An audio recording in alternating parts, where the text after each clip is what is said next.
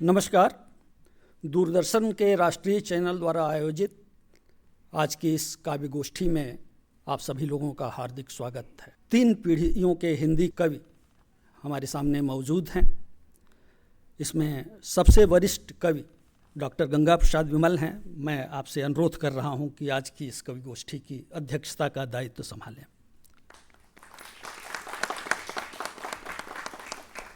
मित्रों, हिंदी कविता ने अपनी शुरुआत से लेकर के आज तक विकास के कई दौर तय किए हैं। छायावाद, प्रगतिवाद, नई कविता के बाद हालांकि कोई आंदोलन उस तरह का नहीं हुआ जिसे कि नाम दिया जा सके हिंदी कविता का। हम उसे समकालीन हिंदी कविता या आज की हिंदी कविता के नाम से ही अभिहित करते हैं। लेकिन नई कविता के बाद के इन 4-5 दशकों में हिंदी कविता ने बहुत सारे उतार चढ़ाव देखे हैं। आज की हिंदी कविता को विश्व कविता के समकक्ष खड़ा कर सकते हैं। इतने सारे इसके आयाम खुले हैं, चाहे वो भाषा के स्तर पर, शैली के स्तर पर, विषय या कथ्य के स्तर पर हों। आज की इस कवि गोष्ठी में हिंदी के इन तमाम आयामों से, इन कवियों के माध्यम से आपको परिचित होने का अवसर मिलेगा। मैं कवि गोष्ठी की शुरुआत के लिए हमारी जो युवा कवित्री हैं ज्योति चावला जी को आमंत्रित कर रहा हूं। ज्योति जी इग्नू में अनुवाद विभाग में अध्यापन करती हैं। कथाकार और कवि के रूप में हिंदी जगत में आपकी पहचान है। ज्योति चावला जी।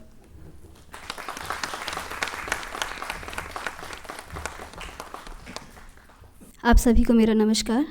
मंच पर बैठे सभी वरिष्ठ कवि और मेरे साथी, आप सभी का स्वागत है। कुछ समय पहले मैंने गर्भावस्था पर एक लगभग श्रृंखला लिखी थी, उसी की एक कविता का पाठ मैं सबसे पहले करूंगी। शीर्षक है इन दिनों। सुनो, इन दिनों तुम मुझे अधूरे से लगने लगे हो। तुम जिसे पाकर मैंने पूर्णता का अर्थ जाना, कितने अधूरे से दिख रहे हो मुझे आजकल। सोचो तो कितना अजीब है ये सत्य कि पुरुष के स्पर्श से पाती है स्त्री संपूर्ण को और पुरुष अधूरा ही रह जाता है। कितने दयनीय दिखते हो मुझे तुम उस पल जब छूकर मेरा पेट और हथेली पर महसूस कर एक छोटा सा स्पंदन तुम होते हो आह्लादित और मेरे हिस्से आया है इन ढेरों स्पंदनों का विशाल पुंज। मेरे भीतर एक पूरा समुद्र अपने पूरे उछाह के साथ भरता है कुनाचे और तुम किनारे खड़े प्यासे ही रह जाते हो। सच बतलाना, क्या तुम्हें नहीं खलता ये अधूरापन? क्या तुम्हें ऐसा नहीं लगता कि जीवन को होना ही था तो ऐसा सृजनात्मक होना था?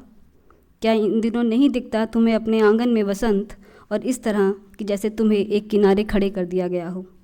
मुझे पूर्णता देते तुम खड़े हो एक ओर और मैं पूरी सृष्टि की सर्जना में जुट जाती हूँ। मैं स्त्री हूँ और तुम एक पुरुष। यह अंतर आज मुझे बेहद सुकून देता है। एक कविता है नकारने की भाषा। उसने धीरे से मेरे कान में कहा, चलो मेरे संग, तुम्हें चांद की सैर करवाता हूँ। मैं बिना कुछ सोचे उछलकर उसकी साइकिल के डंडे पर चढ़ बैठी। उसने कहा मुझसे, दर्द है मुझे, तुम इसे महसूस करो, और मैंने दर्द की पराकाष्ठा में आंखें मूंद ली। उसने कहा यह भी कि मैं प्यार करता हूँ तुमसे, मेरे प्यार की गहराई को समझो, और मेरे होठों पर रख दिए अपने गर्म दहकते होठ। मैं शिद्दत से उसके प्यार को महसूसने लगी। कहा उसने, हम 2 नहीं 1 जान हैं, सब कुछ भुलाकर समा जाओ मुझ में, और मेरी पहचान के सारे निशान धुंधले पड़ने लगे। वह कहता रहा और मैं सुनती रही, वह कहता रहा और मैं करती रही। इस तरह एक दिन मैं बेगानी हो गई अपनी ज़बान से, मैं नकारने की भाषा भूल गई। एक नई कविता है, लड़कियों को प्रेम नहीं करना चाहिए। आज जब तुम नहीं हो मेरे सामने, तुम्हारा अतीत मेरी आंखों के सामने खुल रहा है। देखती हूँ मैं कि कितनी चुप सी हो तुम, इतनी चुप कि ठूंसे ही जा रही हो चूल्हे में ईंधन न जाने कितने बरसों से, और उसकी आवाज़ तक नहीं देती सुनाई। तुम चुप हो कि तुम्हें चुप्पियाँ ही सबसे अधिक लगी सुरक्षित।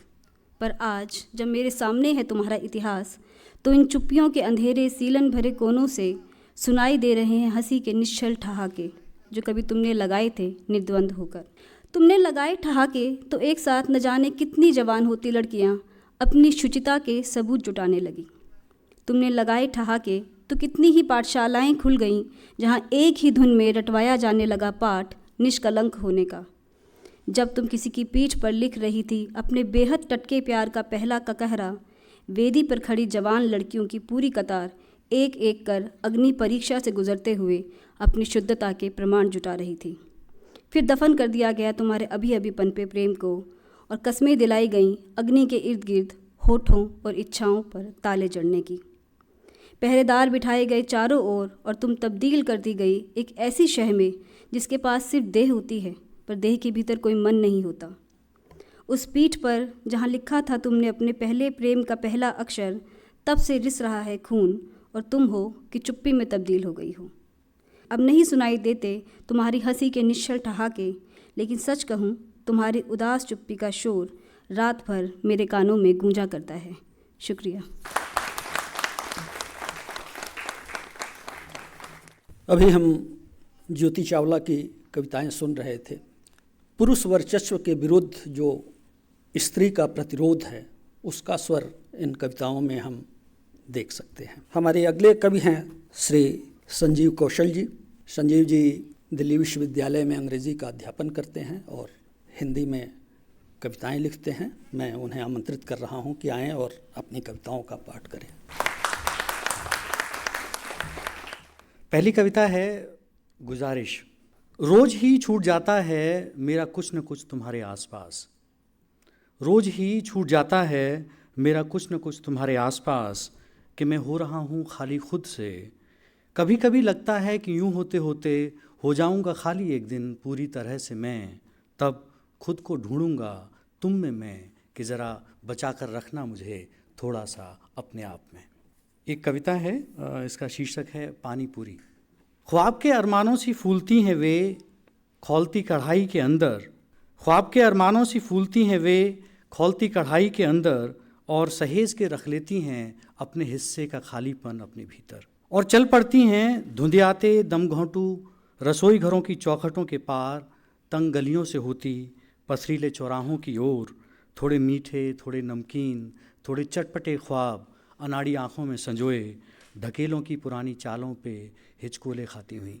बाजार की सौदेबाज निगाहें ताड़ती हैं उन्हें हर कदम, फपटियाँ कसती हैं गठीले शरीरों के करारेपन पे, मगर चलती जाती हैं वे इतिहास की फीकी सुरंगों से थोड़ा नमक लिए, कि कड़कड़ाकर टूटने से भी नहीं डरती, खिलखिलाती हुई गुम हो जाती हैं पानी पूरियाँ हमारे मिजाजों का जायका बदलने के लिए। एक ही कविता है, इसका शीर्षक है माएँ होती हैं चींटियाँ। चींटियों को देखकर माँ की याद आती है मुझे, वो भी ऐसे ही उतार लेती थी कढ़ाई में जमी रह गई सब्जी की परत रूखी रोटी से। सबको खिलाने के बाद यही बची हुई रह जाती थी सब्जी, सब्जी का एहसास दिलाती हुई, और हमें ये झांसा कि वो रूखी नहीं खा रही, सब्जी से खा रही है रोटी। माएँ वास्तव में चींटियाँ होती हैं, लगातार चलती रहती हैं वे इस कोने से उस कोने, कामों को जैसे सूंघती चलती हैं, और दबा के अपने मजबूत हाथों में लिए चलती हैं उन्हें यहाँ से वहाँ।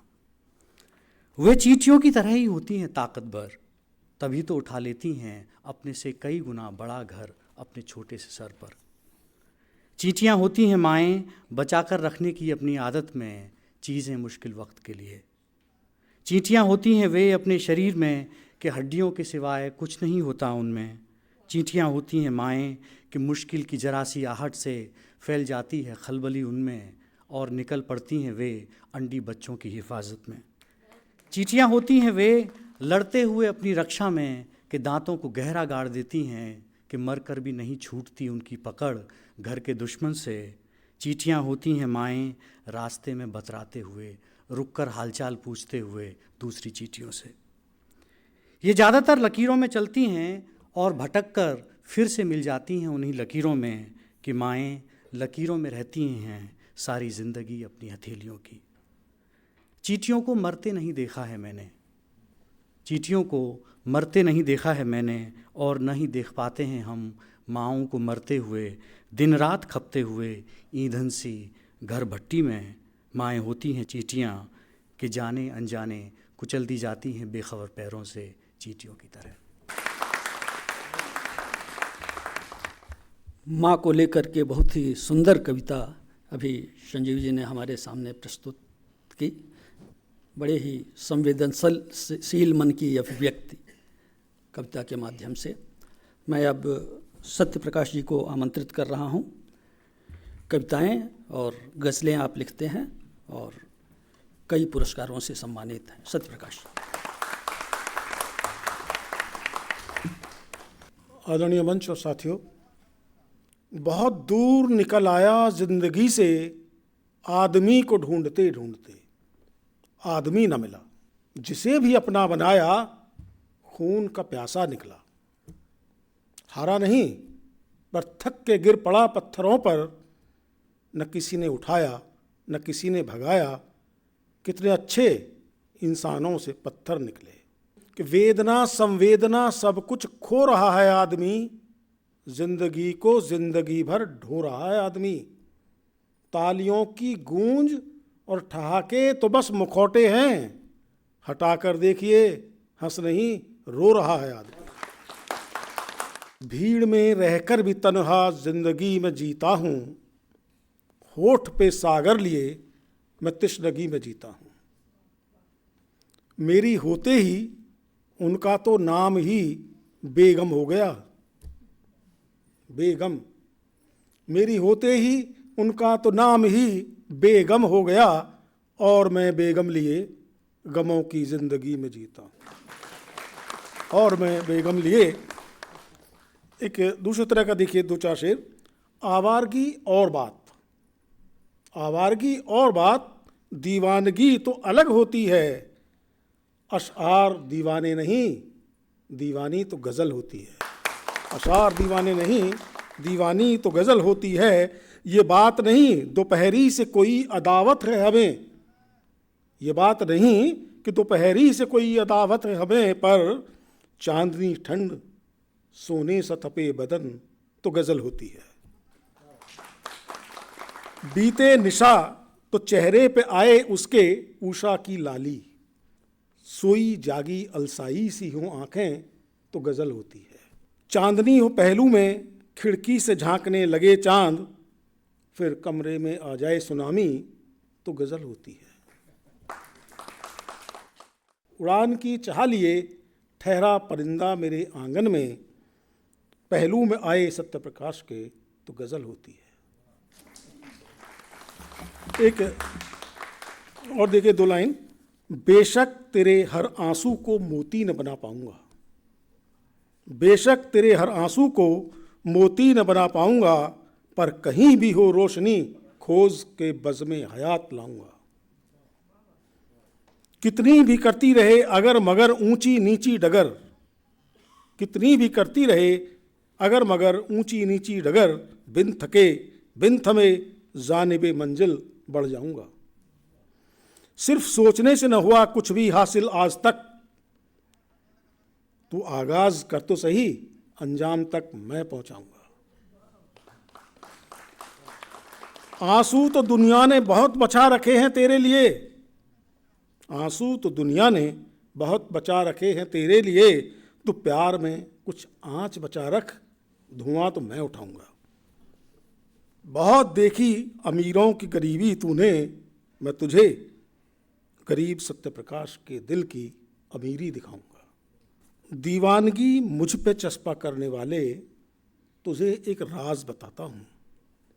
दीवानगी मुझ पे चस्पा करने वाले, तुझे एक राज बताता हूँ। आग तेरी आंखों में है, मैं तो मोम हूँ पिघल जाता हूँ।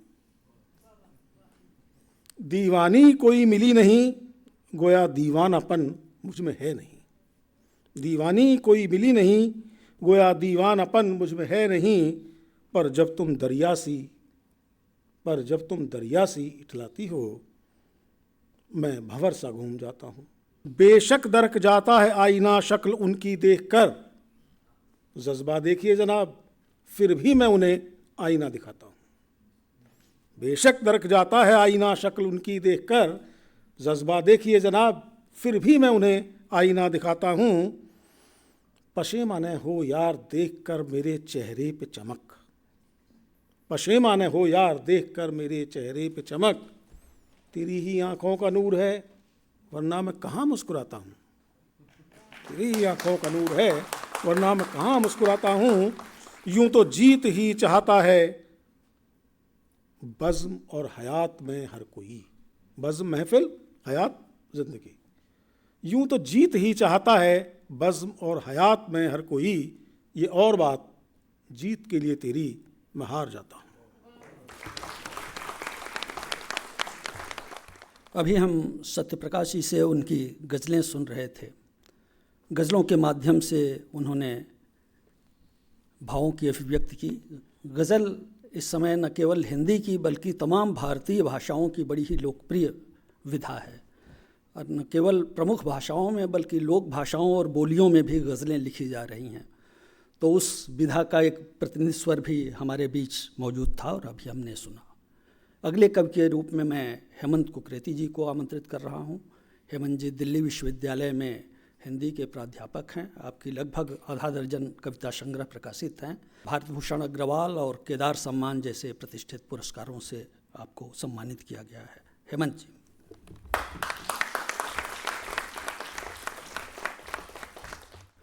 पहली कविता है बोलते थे बस।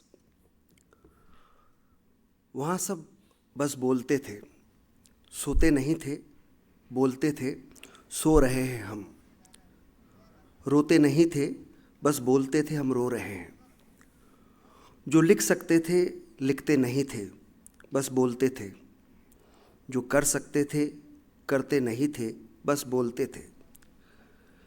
कैसा संसार था कि लगता था सब अच्छा ही बोल रहे हैं। इतना अच्छा कि किसी से कभी कुछ भी अच्छा नहीं हो पाया। जो सबसे बड़ा अत्याचारी था, सज़ा कितनी अच्छी हो सकती है, वह इस पर इतना अच्छा बोलता कि उसका बोलना ही सज़ा बन जाता। वहाँ जो हाकिम था, उसे बखूबी आता था काम टालने का हुनर। फिर भी हो ही जाते थे कुछ काम। ठीक नहीं हुए तो दूसरे होते थे दोषी। जो हो गए सही, उसे कर लेता था अपने नाम। वह साथ चिपकाए रखता था अपना भूत। मुखिया तो मुखिया, उसका भूत भी बस बोलने का उस्ताद था। वह महान बोलने वालों की महान भीड़ थी। बोलते थे कि फजीयत क्यों कराएं जब बोलने भर से चल रहा है काम। काम थे कि होता नहीं था एक भी। कितना कितना बोलते थे, इतना इतना बोलते थे, जितना हो सके बोलते थे। जाने क्या क्या बोलते थे। जीवन के पहले 7 साल वह एक आदमी जो गूंगा रहा, उसने थोड़े से काम किए और थोड़ा बहुत लिखा। उसने लिखकर कबूल किया कि कितना अच्छा होता अगर वह आज भी बोल नहीं पाता। वह चुप रहने पर नहीं, अपने बोलने पर शर्मिंदा होता रहा। दूसरी कविता है परीक्षा में प्रार्थना पत्र। स्तब्ध है परीक्षा भवन। प्रश्न है कई जिन्हें उत्तर होना चाहिए। उत्तर हैं कुछ ऐसे जो प्रश्नों से भी ज़्यादा कठिन हैं। मैं फिर पहुंचा देर से। डिस्टर्ब हुए सिर झुकाए परीक्षार्थी। परेशानी में पड़ गए निरीक्षक। हाजिरी भेजी जा चुकी है कंट्रोल रूम। मैं अनुपस्थित होकर भी वहाँ हूँ। अंदर आने दिया उन्होंने 100 झंझटों के बाद। रोल नंबर ने मुझे जगह दी बैठने की। परिचय पत्र ने शिनाख्त की मेरी। पत्र लिखने का प्रश्न करते हुए मैंने सोचा, कई तरह के पत्र लिखने पड़े हैं मुझे। जितने लगते हैं आसान होते नहीं हैं। दुख है कितना बड़ा कि उतने दोस्त नहीं लौटे ज़िंदगी में वापस। लौट आईं चिट्ठियाँ तमाम, फिर भी जवाबी कम ही मिले। नौकरी के लिए आवेदन किया, प्रेम का निवेदन। घर को बचाने के लिए पत्र लिखा। बीमारी के वक्त मांगा अवकाश। प्रार्थना के विरोध में खड़ा एक आदमी सभी पत्रों में गिड़गिड़ाता रहा। मैंने तय किया किसी भी पत्र में शीघ्र कृपा करके अनुकूल होने की याचना नहीं करूंगा। मैं हर बार की तरह लिखूंगा प्रार्थी हेमंत कुकरेती। हर बार की तरह पढ़ा जाएगा क ख ग।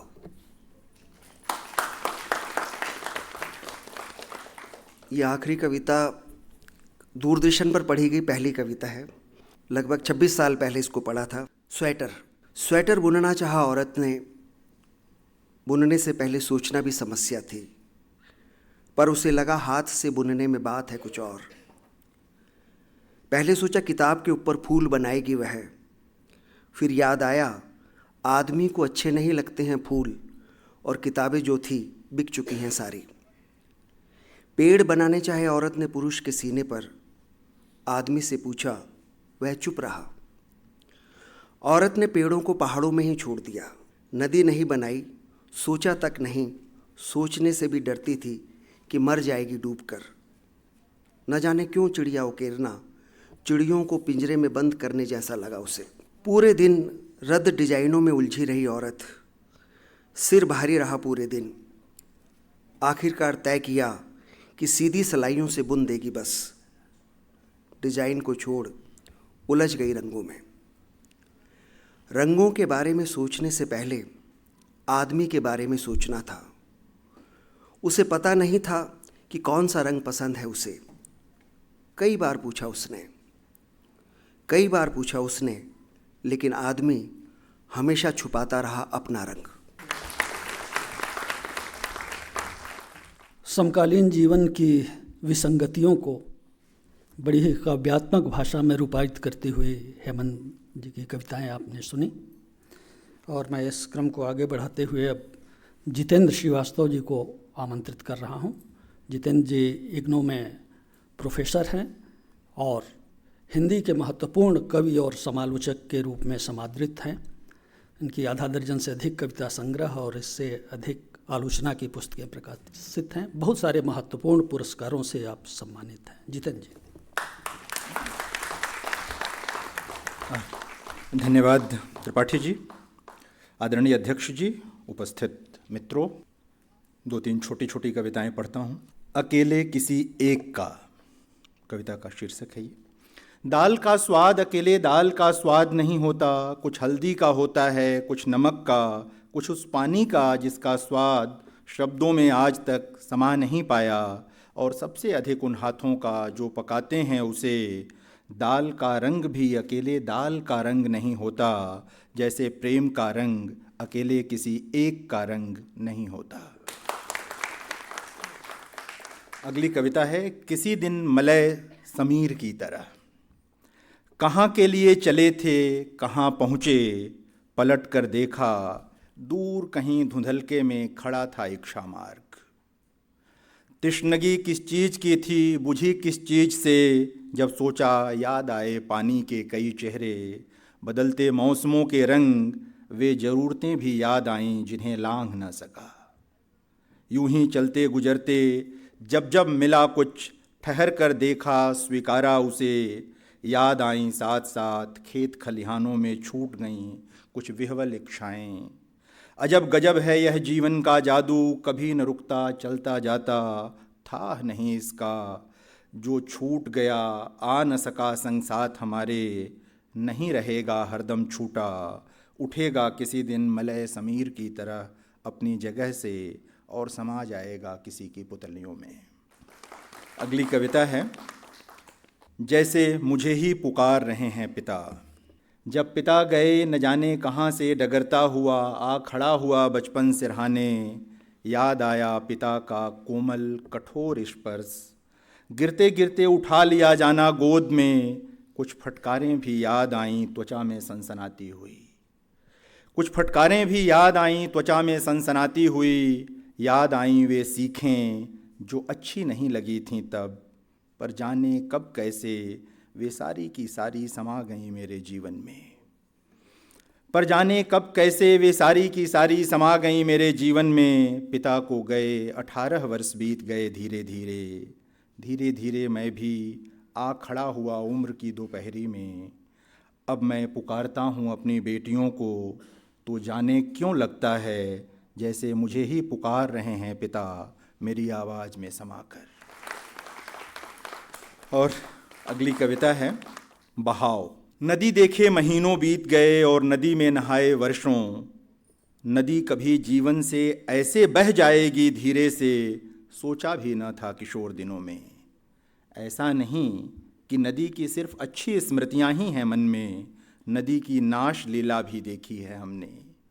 नदी ने दिया जीवन, नदी में डूबा जीवन, नदी की आँखों से निकले सपने, नदी के पेट में डूबे सपने। किसानों की वाह में नदी, किसानों की आह में नदी। नदी ने सिखाया था अंजुरी में जल रोकना, भरा रखना अंजुरी को। नदी ने सिखाया था अंजुरी में जल रोकना, भरा रखना अंजुरी को। हर नहान में नदी ने दिया बहुत कुछ, लिया कुछ भी नहीं। जाने क्यों अब लगता है जैसे किताब होती हैं नदियाँ, जो चाहे जहाँ से चाहे पढ़ ले अपनी पसंद का कोई पन्ना। रोकती नहीं हैं नदियाँ, टोकती नहीं हैं नदियाँ, अपनी ओर से अपना कोई बयान भी जारी नहीं करती हैं नदियाँ, बस अपना बहाव नहीं रोकती हैं नदियाँ। नदियाँ माँ होती हों या न होती हों, गुरु जरूर होती हैं। उनकी हर उमंग में, हर तरंग में जीवन की ज्योति छिपी होती है। जीवन चलता है धीरे धीरे, नदियाँ बहती हैं मंथर मंथर।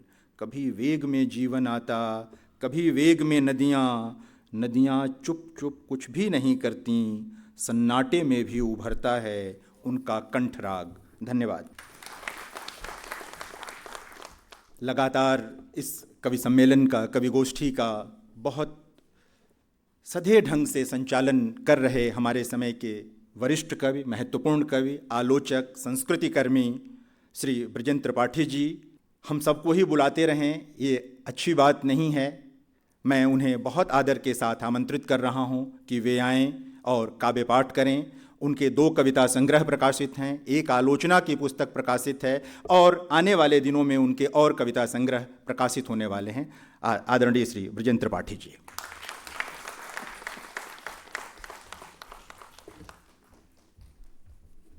पहली कविता का शीर्षक है औचक। जो भी मिला औचक ही मिला। सांध्य छाया में सुदूर टिमटिमाता एक तारा, बताने लगा नक्षत्रों के अनगिन रहस्य। ले गया अपने साथ आकाश गंगाओं के झिलमिल रहस्यलोक में। पैरों के आगे वैसे ही पसरी पड़ी थी वन प्रांतर की पगडंडी, वैसे ही पार्श्व में खड़े थे ऊंचे ऊंचे देवदार। दूर धुंधली सी दिखाई पड़ रही थी जल रेखा, पर मैं नहीं था वहाँ। मैं था सुदूर टिमटिमाते तारे की स्नेहार्द दृष्टि में, अंधकार और प्रकाश के आकुल आलिंगन में, आकाश गंगाओं के झिलमिल रहस्यलोक में। औचक मिली वह छोटी सी गौरैया। एक दिन सुबह सुबह उसकी चहचह से गुंजरित हो रहा था इस महानगर का मेरा छोटा सा कमरा। कितने दिनों बाद अचानक सुनी गौरैया की बोली, एक आलोक से भरती पूरे परिवेश को। ले गई मेरा हाथ पकड़े माँ के पास। माँ वैसे ही चाउर बीन रही थी और कुछ दाने फेंक रही थी गौरैयों की ओर, इससे बेखबर कि दुनिया कितनी बदल गई है, सारे मूल्य कितने अर्थहीन हो चुके हैं। लेकिन मैं जानता हूँ कि ऐसे ही माँ अनंत काल तक चाउर बीनती हुई कुछ दाने गौरैयों की ओर फेंकती रहेगी और इस तरह दर्ज कराती रहेगी अपना विरोध। और औचक मिला तुम्हारा प्यार, बिना मेरे जाने पूरी तरह मुझे बदलता हुआ। तुम्हारी तरल पारदर्शी दृष्टि, एकाएक चेहरे पर खिल जाने वाली मुस्कान, कभी भावावेग में छलक पड़ने को आतुर आँखें, वन के सन्नाटे सी चेहरे पर पसरी एक कमलान छाया, मुझे सर्वांग और कभी मुझे सर्वांग जकड़ लेने को आकुल तुम्हारी उदग्र बाहें, होठों पर अपनी छाप अंकित करने को कंपकपाते होठ। तुम्हारा रूठना, मनना, मनाना, तुम्हारे प्यार के कितने धूपछाही रंग हैं। जानता हूँ सहज नहीं, औचक ही मिलेगा जो भी मिलेगा। सांध्य छाया में सुदूर टिमटिमाता एक तारा, महानगर के मेरे छोटे से कमरे में चहचहाती गौरैया और तुम्हारा धूपछाही प्यार। दूसरी कविता है घर शीर्षक से। घर को परिभाषित करने की कोशिश। बहुत बार सोचा है घर है क्या? क्या यह घास फूस, बांस या कि ईंट, सीमेंट, कंक्रीट, संगमरमर से बनी मात्र एक निर्मित है, जड़, निष्प्राण, अथवा एक जीवंत उपस्थिति है? जरा सोच कर बताएं कि घर पदार्थवाची है या भाववाची। जब हम कहते हैं या महसूस करते हैं कि घर की याद आ रही है, तो क्या यह घर नाम की उस जड़ संरचना की स्मृति होती है, या कि उसके साथ उसमें रहने वाले लोग, उनका पूरा परिवेश, बीती हुई छोटी बड़ी तमाम घटनाएं भी शामिल होती हैं। चौथी कक्षा में पढ़ने वाले मेरे बेटे ने कल मुझसे सवाल किया कि घर किसे कहते हैं, तो मैं उलझन में पड़ गया। उसे कैसे समझाऊं कि घर क्या होता है। वैसे घर का अर्थ तभी खुलता है जब हम घर से दूर होते हैं। कैसा विरोधाभास है कि जब हम घर से दूर होते हैं तभी घर के निकट होते हैं। अब इस समय नाम याद नहीं आ रहा कि किसने कहा था कि घर लौटने के लिए होता है। कितनी बड़ी होती होगी उनकी पीड़ा जिनके कोई घर नहीं होता अथवा जिन्हें घर से बेदखल कर दिया जाता है, वे तो लौट भी नहीं सकते। कभी कभी घर होता है एक सपना जिसे हम तामीर करना चाहते हैं पर कर नहीं पाते। हवा के एक तेज झोंके से जैसे बिखर जाएं चिड़िया द्वारा चुन चुन कर जोड़े गए तिनके, वैसे ही बिखर जाता है घर का सपना और घर सपना ही बना रहता है। क्या आपको कभी ऐसा नहीं लगा कि घर एक सेतु भी है जो हमारे वर्तमान को अतीत से जोड़ता है, आधुनिकता को परंपरा से? यह कहना भी गलत नहीं होगा कि घर अपने आप में एक परंपरा है। मित्रों, घर का वास्तविक अर्थ आपको शब्दकोशों में नहीं मिलेगा। इसका अर्थ तो अनुभव की आंच में ही खुलेगा। जितने ही अनुभव परिपक्व होते जाएंगे, आप घर के नए नए अर्थों से परिचित होते जाएंगे। अब ये भी तो मुझे नहीं मालूम कि मेरी बातें आपके दिल में घर भी कर रही हैं या नहीं। धन्यवाद। मित्रों, अब मैं अगले कवि के रूप में जया जादवानी जी को आमंत्रित कर रहा हूँ। हिंदी की बहुत ही महत्वपूर्ण कथाकार और कवियत्री आपके समक्ष अपनी कविताओं के साथ। जया जी। दोस्तों, मेरी पहली कविता है 10 मिनट। मैं रात के 10 मिनट की मलिका हूँ, जब तुम गिड़गिड़ाते हो मेरे सामने और मैं दया करती हूँ तुम पर। यह 10 मिनट का जुगनू सुबह तक मर जाता है मेरी मुट्ठी में। मेरे घर के पिछवाड़े मरे हुए जुगनुओं की लाशें पड़ी हैं। मेरे घर के पिछवाड़े मरे हुए जुगनुओं की लाशें पड़ी हैं। दिमाग खराब औरतें। दिमाग खराब है क्या? कान झर गए हैं उनके सुनते सुनते। शब्द अंततः शोर में बदल खो चुके अर्थ अपना। यही औरतें जाती हैं काम पर, अपने सुबह के काम ताबड़तोड़ निपटाते। जीन्स, कोट और टाई पहन, काला चश्मा दिखने नहीं देता नम आँखें। खटखट जूतों से कुचल देती हैं भीतर का बहुत कुछ। शाम को लौटती थकी हारी लादे, सब्जियों के पैकेट, दवाइयाँ ससुर की। देर रात बच्चों के होमवर्क और रसोई में खटते, कनखियों से देख लेती बाकियों का जीवन।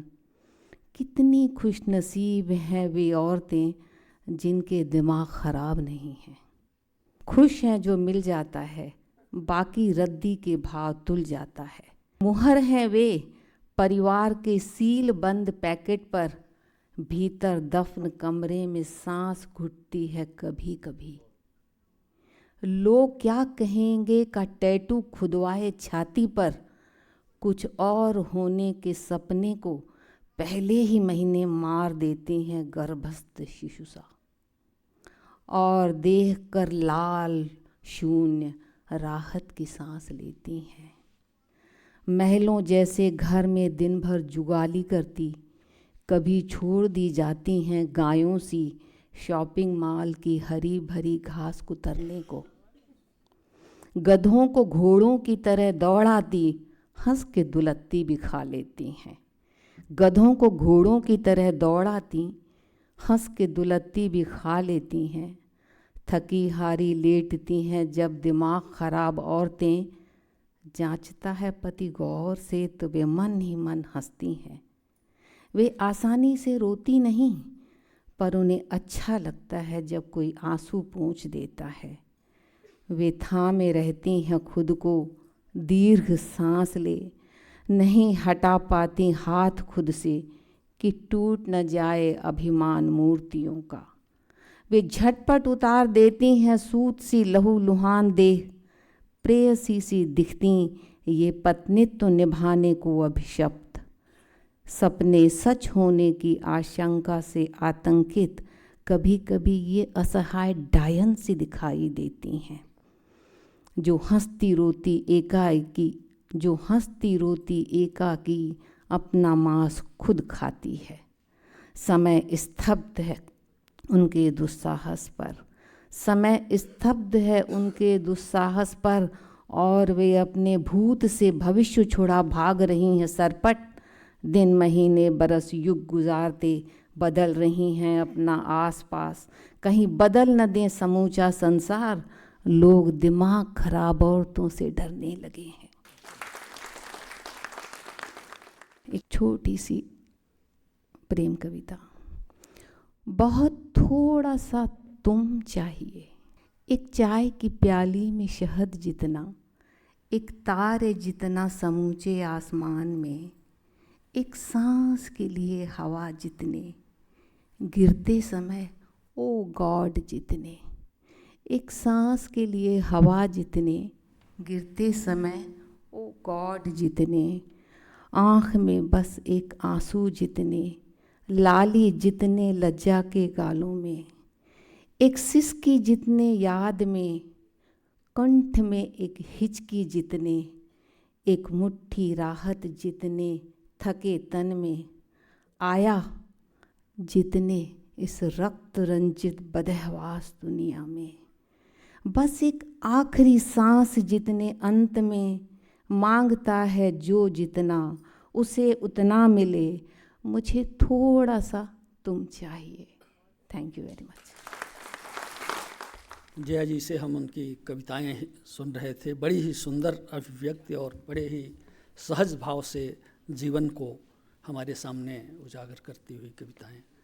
मैं अब सविता सिंह जी को आमंत्रित कर रहा हूं। इग्नू में प्रोफेसर हैं और हिंदी कविता में जो महत्वपूर्ण स्त्री स्वर हैं उनमें उनकी प्रमुख उपस्थिति है। 5 कविता संग्रह प्रकाशित हैं और कई सारे सम्मान, हिंदी एकेडमी, रजा सम्मान और अन्य सम्मानों से पुरस्कृत।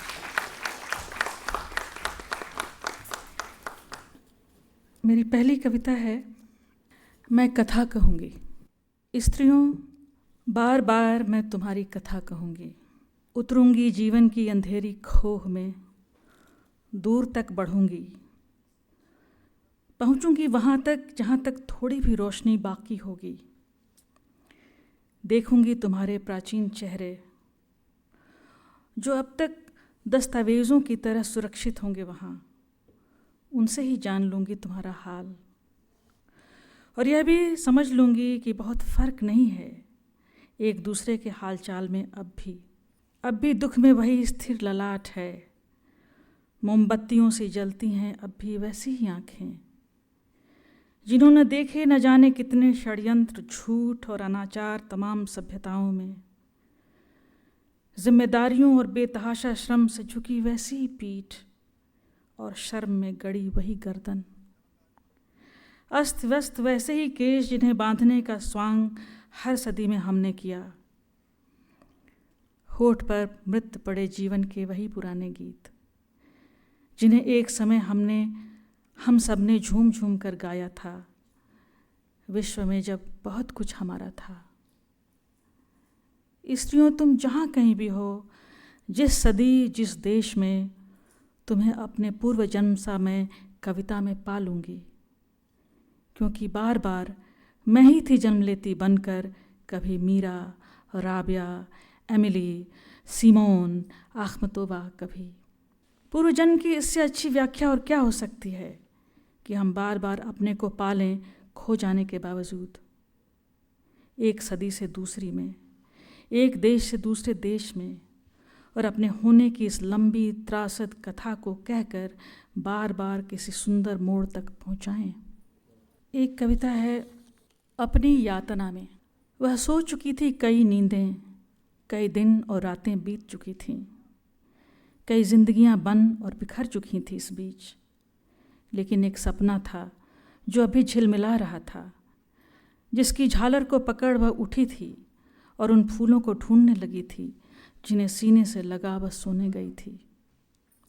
जागने पर यह संसार उसे अब भी बहुत जाना पहचाना ही लगा था। फूल भले अनुपस्थित थे, लेकिन उसके प्रेमी वहाँ खड़े थे, बाहें फैलाए। हर हाल में प्रेम बचा रहता है, उसने सोचा था।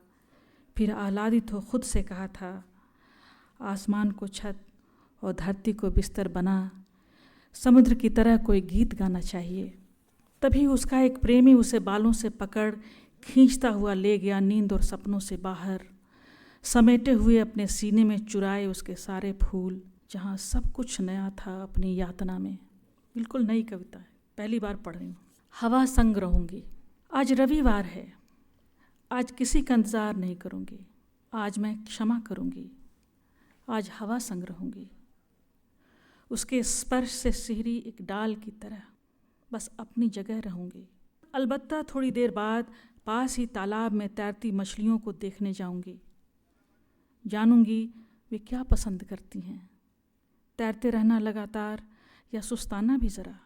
मैं उनकी आँखों में झांकूंगी, बसी उनमें सुंदरता के मारक सम्मोहन को शामिल करूँगी जीवन के नए अनुभवों में। आज पानी के पास रहूँगी, उसके गंध को भीतर तक उतारूँगी, उसके आसपास के घास पात के बहाने भीतर के खर पात भी देखूँगी। आज रविवार है, आज किसी का इंतज़ार नहीं करूँगी, रहूँगी धरती पर उसके तापमान की तरह। धन्यवाद।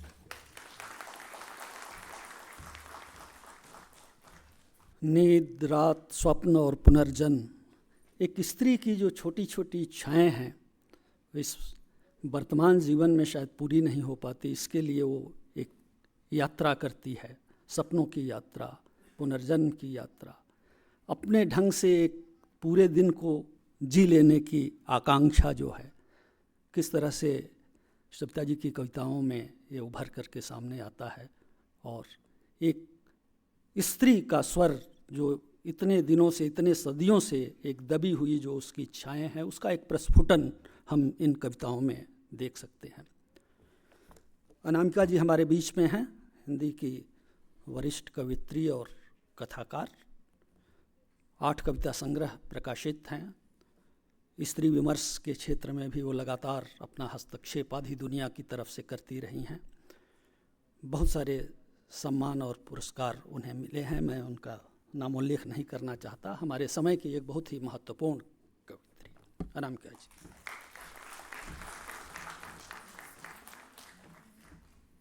नमस्कार। पहली कविता जो मैं सोचती हूँ सुनाना, उसका शीर्षक है मौसियाँ। वे बारिश में धूप की तरह आती हैं, थोड़े समय के लिए और अचानक।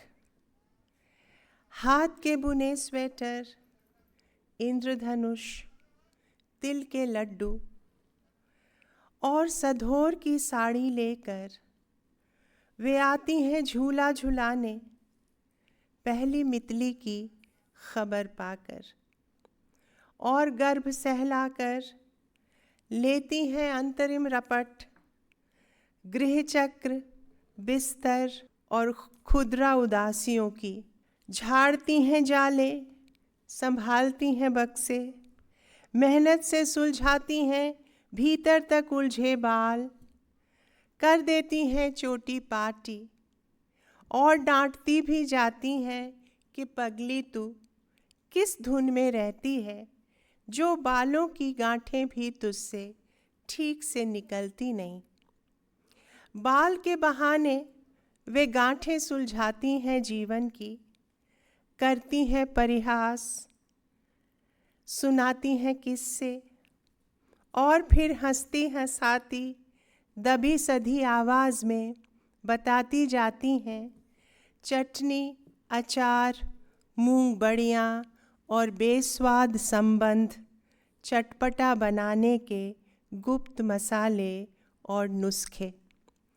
नुस्खे उन सारी तकलीफ़ों के जिन पर ध्यान भी नहीं जाता औरों का, आँखों के नीचे धीरे धीरे जिसके पसर जाते हैं साए, और गर्भ से रिश्ते हैं जो महीनों चुपचाप खून के आंसू से, बचपन के आस पास के अकेलेपन के काले कत्थई उन चकत्तों का मौसियों के वैद्यक में एक ही इलाज है, हंसी और काली पूजा और पूरे मोहल्ले की अम्मा गिरी। 20वीं शती की कूड़ा गाड़ी लेती गई खेत से कोड़कर अपने जीवन की कुछ ज़रूरी चीज़ें, जैसे मौसीपन, बुआपन, चाचीपन थी और अम्मा गिरी मग्न सारे भुवन की। दूसरी कविता स्त्री सुबोधिनी, उत्तर कथा शूर्पणखा। सोचो तो कैसे घिसटती गई होगी दूर तलक, क्षत विक्षत हिरण देह शूर्पणखा की, नाक कान विरत। कहते हैं होनी अनहोनी की, हर घट अघट की एक सूक्ष्म सी छाया हो जाती है दर्ज सदा के लिए आकाश की आँखों में। ठीक से देखो जरा सर उठाकर, भीत और स्फीत आंखें वे स्वप्न दग्ध, छल छलाती कपकपाती सी। हर घाव से देखो भभक कर सहमती, सहम कर भभकती, धार धार जार जार बहती है टहक लालिमा राग की। और अंत में केवल एक बूंद बचती है जीवन के सूखे हुए होंठ पर थकमकाई हुई। 16 बरस की ही थी वो तो, हमारे समय में अगर होती 10वीं की बोर्ड परीक्षा देती। संथाली बच्ची का भोला आकर्षण शहरी दिकू के लिए इसमें बड़ी बात क्या थी। मोह तो बहल जाता है इस उम्र में फूल से, कहानी से, तितली से। शूर्पणखा, तुमसे कहूँ तो क्या, तुम तो बच्ची ही थी, मेरी बच्ची की उम्र की। दुनिया बेटी देखो अब तक नहीं बदली, अब तक विकट ही है हर यात्रा कामना की। नन्हा सा डैना उठा, एक नन्हा रोआ कापा, के छूटने लगते हैं तीर चारों दिशाओं से। हुंकार उठते हैं तूणीरधारी, निभोग में पगे हों या योग में पगे। हाँ, लेकिन एक बात कहनी है तुमसे, पुरुष से निबटने में पुरुष नहीं बनते। हर चोट अपने प्रत्युत्तर में चोटों की चतुरंगिणी से ना साजे अगर, थम पाएंगे क्या कभी भी कुटिल युद्ध के सिलसिले। अंतिम कविता नमक। नमक दुख है धरती का और उसका स्वाद भी। पृथ्वी का 3 भाग नमकीन पानी है और आदमी का दिल नमक का पहाड़।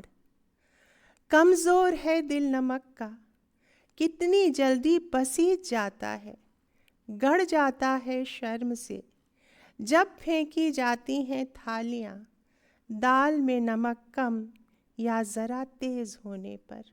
जिनके चेहरे पर नमक है पूछिए उन औरतों से, कितना भारी पड़ता है उनको उनके चेहरे का नमक। जिन्हें नमक की कीमत करनी होती है अदा, उन नमक हलालों से रंज रहता है महासागर। दुनिया में होने न दी उन्होंने क्रांतियाँ, रहम खा गए दुश्मनों पर। गांधी जी जानते थे नमक की कीमत और अमरूदों वाली मुनिया भी। दुनिया में कुछ और रहे न रहे, रहेगा नमक, ईश्वर के आंसू और आदमी का पसीना। यही वो नमक है कि जिससे थिराई रहेगी ये दुनिया। बहुत ही सुंदर कविताएं। अनामिका जी की कविताओं में बराबर एक कस्बाई जीवन की झलक हमें मिलती है, जो छवियां अब शहर में दुर्लभ हो गई हैं। नमक कविता के माध्यम से उन्होंने एक स्त्री का प्रश्न भी उठाया और जो पसीने का नमक है उसकी अर्थवत्ता की ओर भी इशारा किया। बहुत बहुत धन्यवाद।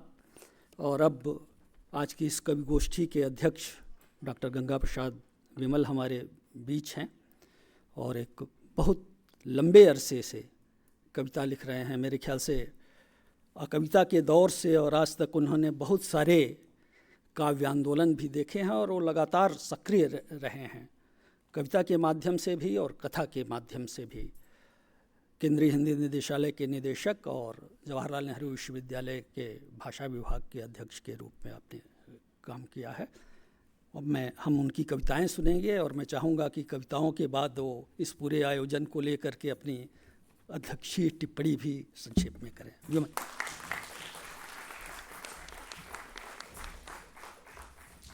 दोस्तों, पहले तो मैं तमाम आमंत्रित कवियों का धन्यवाद करता हूं कि उन्होंने बहुत अच्छी कविताएं सुनाई और मैं सचमुच खुद अंदर तक उस कृतज्ञता से भर चुका हूं जो थोड़ा कठिन काम है उसको प्राप्त करना, क्योंकि हम बहुत तरह की चीज़ बहुत काम करते रहते हैं और आजकल के भागम भाग की ज़िंदगी में एक पल बेहतर कविता सुन पाना बड़ा दुष्कर काम है और ये काम आज संभव हुआ है।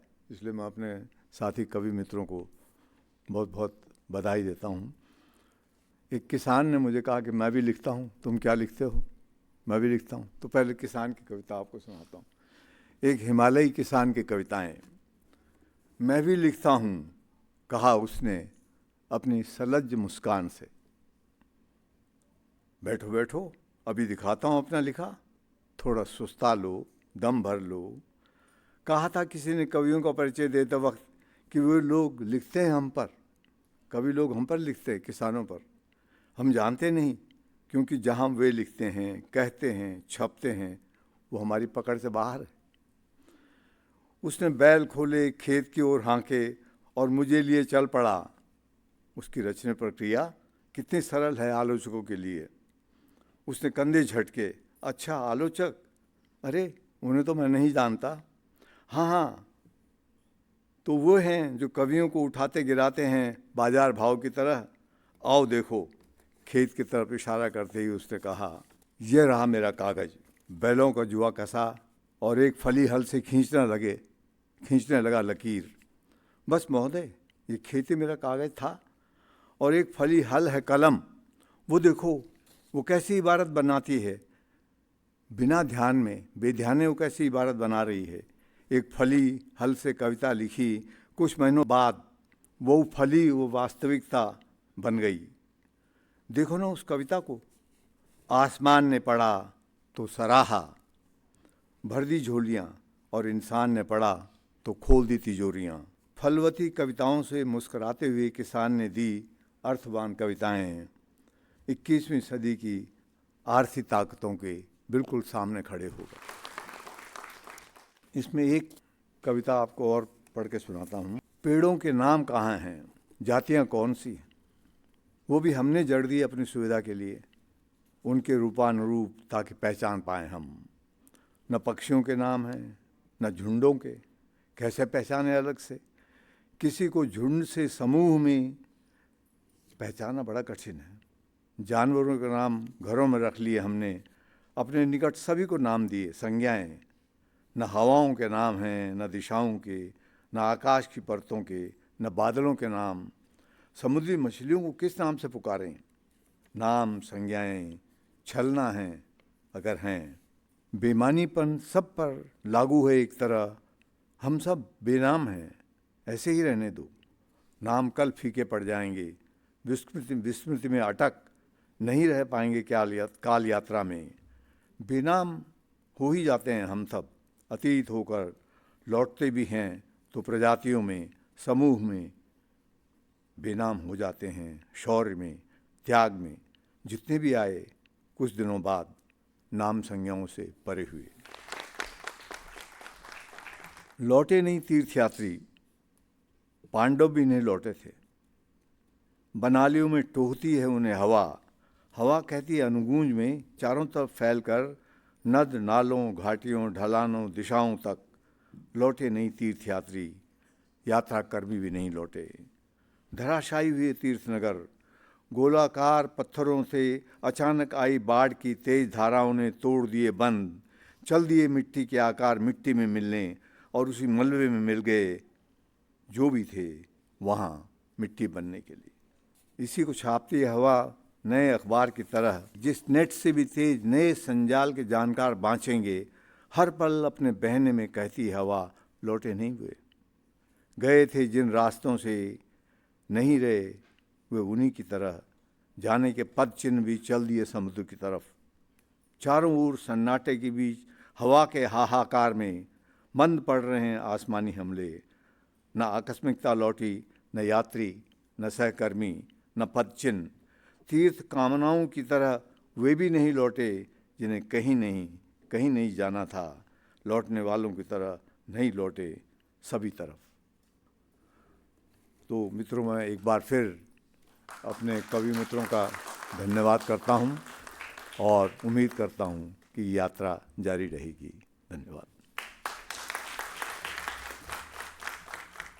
आज के इस कवि गोष्ठी के अध्यक्ष आदरणीय विमल जी के प्रति मैं हार्दिक आभार प्रकट करता हूं, और इन सभी के प्रति दूरदर्शन की ओर से बहुत बहुत आभार, और दूरदर्शन के राष्ट्रीय चैनल को भी बहुत साधुवाद कि इस तरह का आयोजन, एक साहित्यिक आयोजन महत्वपूर्ण उन्होंने आयोजित किया। और मुझे लगता है कि इस तरह का सिलसिला दूरदर्शन में जारी रहेगा। मैं आप सभी आमंत्रित श्रोताओं के प्रति भी हार्दिक आभार प्रकट करता हूं, जिन्होंने बड़े ध्यान और रुचि के साथ कविताएं सुनी। बहुत बहुत आभार।